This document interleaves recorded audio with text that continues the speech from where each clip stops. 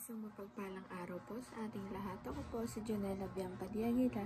Ito po ang aking Day 70 Devotion para sa ating 365 Daily Devotion na pinamagatang Paano Lumalim sa Biblia. At ito po yung special series natin na 3 of 10. At sabi po dito at ang topic po natin ngayon ay mula sa Covenant of Works. Sabi po dito, Covenant of Works.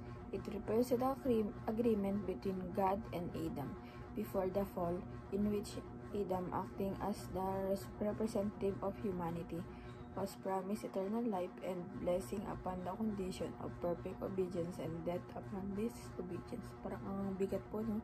Parang pag sumunod ka, syempre may eternal life ka. Pero pag hindi naman, kamatayan agad ang parusa sa iyo. Kaya maganda na sumunod na lang tayo kasi biruin mo yung reward na makuha natin yung eternal life pa.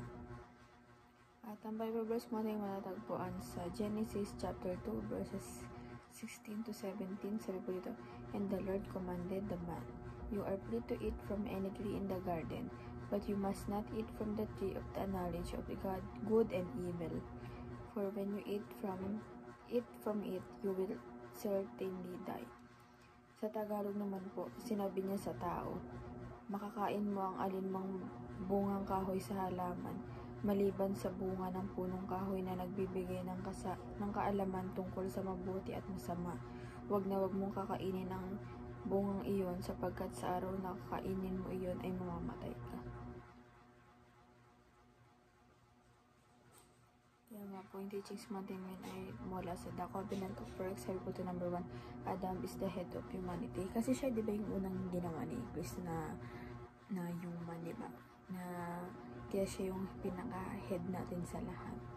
Number 2 naman po, God requires perfect obedience. Kasi nga, pag perfectly obedience ka talaga, syempre may yun nga sabihin kanina, di ba? Hindi naman lang sinabi yun nandito, na hindi lang sinabi yun dito na hindi tutuparin. Tutuparin yun nila. Diba? Pag perfectly obedience ka lang, eternal life na yung kapalit na pagiging obedience mo, diba? Sino pong may ayaw na ganun? Hindi lang po ito sabi-sabi at totoo po ito yung matatanggap mo kung perfectly obedience ka sa ating Panginoon ay ang eternal life. Diba? Parang saya naman yun, no? Walang yung eternal life na meron ka, nakamit mo. Pero wala na kasi nag-umpisa na kay Adam Wala na kaya naging nature na talaga sa ating mga tao na maging kasalanan. Wala na talagang perfectly obedience ngayon, di ba? Even yung mga pastor, di ba? Aminado naman talaga sila na nagkakaroon sila ng mga pagkakasala, di ba? Ang kinagandahan lang doon kasi syempre aamin natin yung aming pagkakasala, hihingi tayo ng kapatawaran, di ba? Ayun naman yung mahalaga doon. Kaya number 3 po, suffering and death and third creation. Mag-suffer tayo sa death pag pag nag-disobey tayo kay Lord, diba? Yun lang naman kasi pagpipila natin dalawa lang choices natin kung susunod ba tayo o hindi.